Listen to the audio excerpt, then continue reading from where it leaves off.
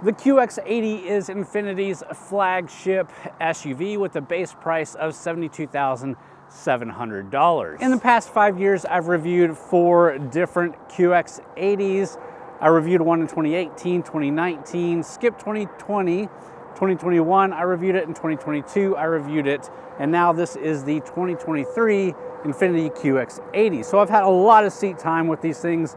In 2022, it was actually updated quite a bit. And for 2023, the biggest inclusion here for the QX80 is the inclusion of Infiniti's Premium Care program. And the Premium Care program is an integrated maintenance program that includes up to 3 years of inspections, oil changes, and tire rotations, expanding on the luxury automaker's tradition of providing top-rated customer satisfaction. It's available for all model year 2023 Infiniti models, leasing or retail, that are sold within the United States. And for 2023, you still only have 3 trims. You have the LUXE, the Premium Select, and the Sensory. This one is the Sensory. So it is the 2023 Infiniti QX80 Sensory 4-wheel drive. Let's dive into it, talking about the exterior first. All right, so again, the exterior design here hasn't been updated for 2023. There's nothing really new here, but it is a pretty nice design. You've got the full chrome bezel around the grille with that big Infiniti logo. We got full LED headlights and LED fog lights. Lots of chrome treatment all around the exterior. We do have the roof rails up there with the crossbars. Those side mirrors with the chrome caps are power folding heated side mirrors. We have large 22-inch wheels with Bridgestone tires, and they are a dark chrome looking finish. Looks really good with this color. And again, there's just not much new with the design. I do like it. Let's go ahead and check out the rear hatch.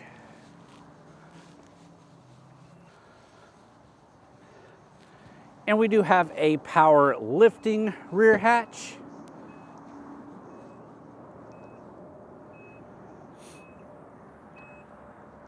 And then we have a decent amount of cargo volume. So you are looking at 16.6 cubic feet of storage behind the third row, which again is decent, but that can be expanded up to 95.1 cubic feet with all the rows folded. So you can kind of see here, we just have some chairs thrown in here, and then our tripod and camera bag, and it's pretty full. If you're doing grocery shopping, this can get pretty packed really quickly.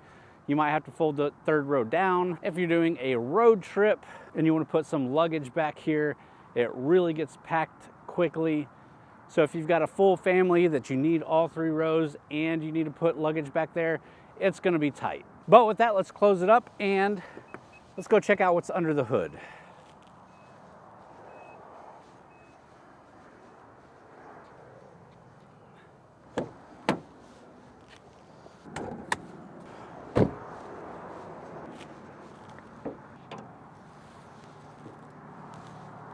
All right, and under the hood, probably one of the big selling points here is the 5.6 liter V8 engine. That pushes 400 horsepower, 413 pound-feet of torque, and is paired with a 7-speed automatic transmission. It is a big, beastly engine for a big, beastly SUV, and it helps this thing tow up to 8,500 pounds, which is really good for an SUV. But again, there's really nothing new there. It's been the same engine for a while now, so let's go ahead and check out the rear seats.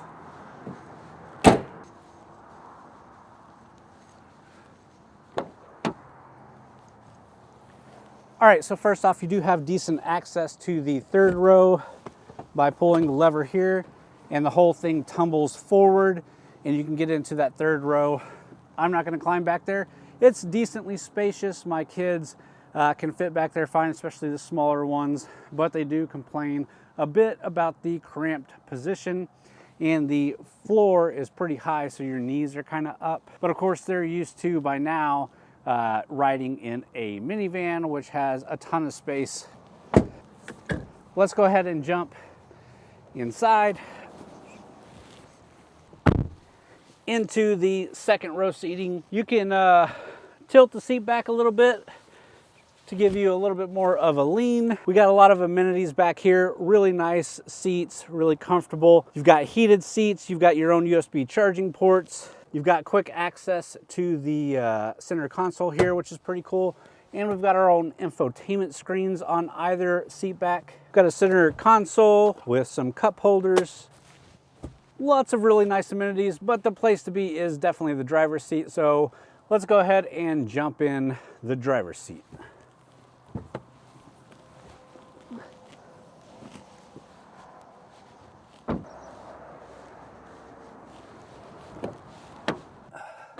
All right, guys, so let's talk about the interior here. This is a luxury SUV, so obviously super nice. Because we're in the Sensory trim, we do have the quilted semi-aniline leather appointments. Super nice looking trim and seats. And the quilted patterns obviously go a long way to making this thing stand out and look luxurious. Well, let me pick you up and give you a good look around. All right, and let's start off by kicking the thing on. It is push button start, obviously.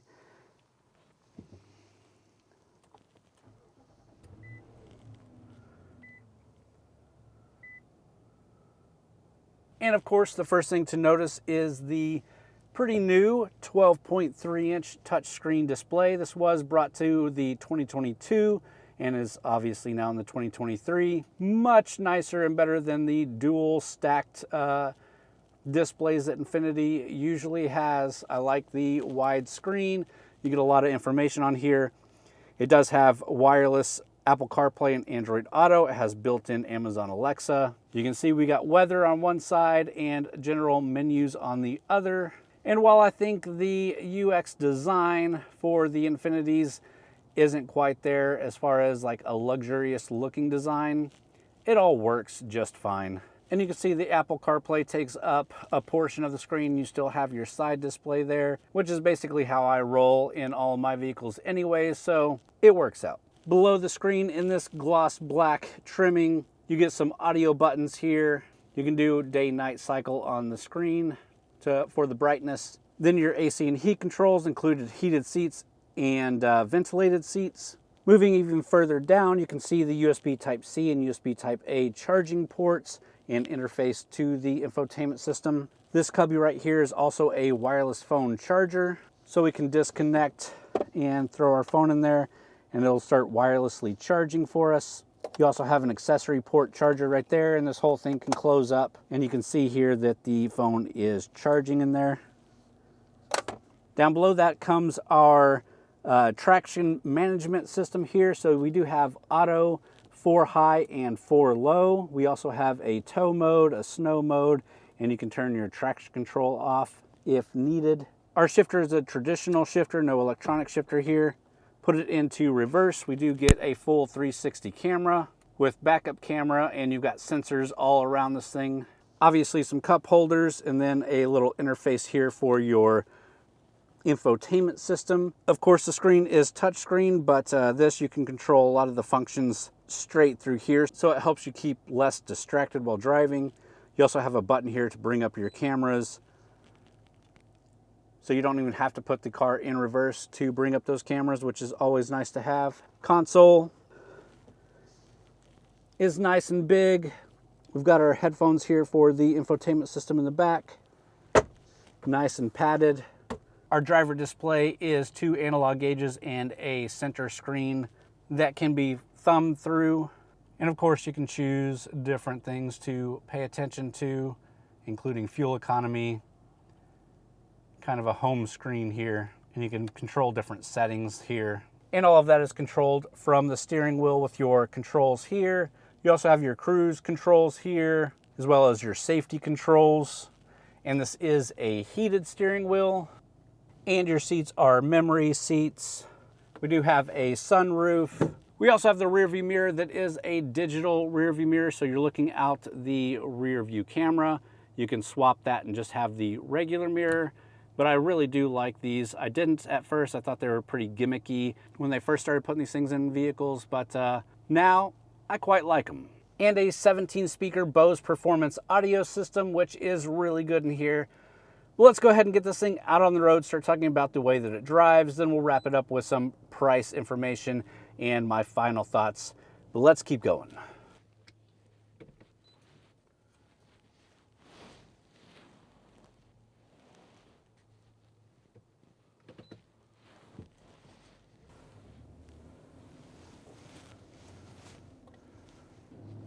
All right, so obviously the first thing to think about, to look at, to feel is the ride. The ride is really fantastic here. The QX80 definitely gives you a nice ride, nice and smooth, and that V8 power is really good for really getting up and going in this big old thing. Of course, fuel economy is going to sacrifice there. You might have already saw when we were going through the digital menu, we're averaging about 14 miles per gallon, which is not fantastic, but for a 3-row V8, it's okay. Obviously, with a big, luxurious SUV like this, you do have a slew of safety features, and Infiniti has packed this one full of them. We also have features like trailer sway control, distance control assist, intelligent cruise control, backup collision intervention, auto dimming smart rear view mirror, predictive forward collision warning, forward emergency braking, blind spot warning, blind spot intervention, lane departure warning and prevention, the around view monitor with object detection, just a ton of safety features. So again, that's just a great list of features and lots of safety. And just like most of our reviews, we're not taking this thing out for off-roading. Although it is four-wheel drive, it can do some off-roading, and we've had it in off-roading settings before. So you've got that whole four-wheel drive management system, and it works really well in this big SUV. You do have the hill start assist, which obviously is a good off-roading feature.